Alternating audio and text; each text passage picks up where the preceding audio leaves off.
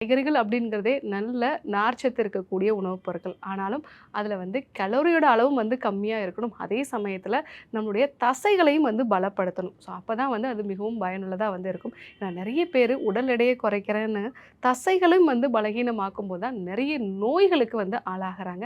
அந்த மாரி இல்லாம தசைகளையும் பலப்படுத்தி, அதே சமயத்தில நமக்கு உடல் எடையும் குறைக்கிறதுல பயனுள்ள இந்த 10 காய்கறிகள கண்டிப்பா நீங்க பயன்படுத்துங்க.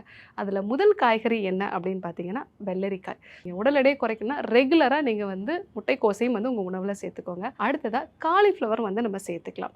4வதா நீங்க சுரைக்காய் எடுத்துக்கலாம். சுரைக்காயும் வெள்ளரிக்காய் மாரி தான் அதிகமான அளவுக்கு நீர்ச்சத்து இருக்கு. கோவைக்காய் அப்படிங்கிறது நம்ம அ அத அதிகமா வறுக்காம அத ஒரு கூட்டு மாதிரி செஞ்சு நம்ம எடுத்துக்கும் பொழுது நல்லா நமக்கு ஒரு திருப்தியான ஒரு உணர்வ கொடுக்கும். அடுத்ததா பாலக்கீரை உங்க உணவுல சேர்த்துக்கலாம். ஸோ அடுத்ததா வெந்தயக்கீரை. வெந்தயக்கீரை நார்ச்சத்து அதிகமா இருக்கு. ஸோ அடுத்ததா நீங்க சர்க்கரை வள்ளி கிழங்கு எடுத்துக்கலாம். ஸோ அடுத்ததா வெண்டைக்காய். இந்த வெண்டைக்காயில நல்ல கரையக்கூடிய நார்ச்சத்துக்கள் அதிகமா இருக்கு. ஸோ அதனால இது நல்ல ஒரு திருப்தியான உணர்வ கொடுக்கும். ஸோ அடுத்ததா நீங்க அவரைக்காய் எடுத்துக்கலாம். நிறைய பேர் இந்த உங்களுடைய பிளேட்ட மாத்தி வைங்க. அதாவது என்னன்னா, அதிகமா காய்கறி, கீரைகள் எடுத்துக்கிட்டு சாதத்தோட அளவ கம்மியா எடுத்துக்கோங்க. இந்த ஒரு விஷயத்த நீங்க மதிய உணவுல ஃபாலோ பண்ணீங்க அப்படின்னா, உடல் எடையை குறைக்கிறதுங்கிறது சுலபமான ஒரு விஷயமா இருக்கும்.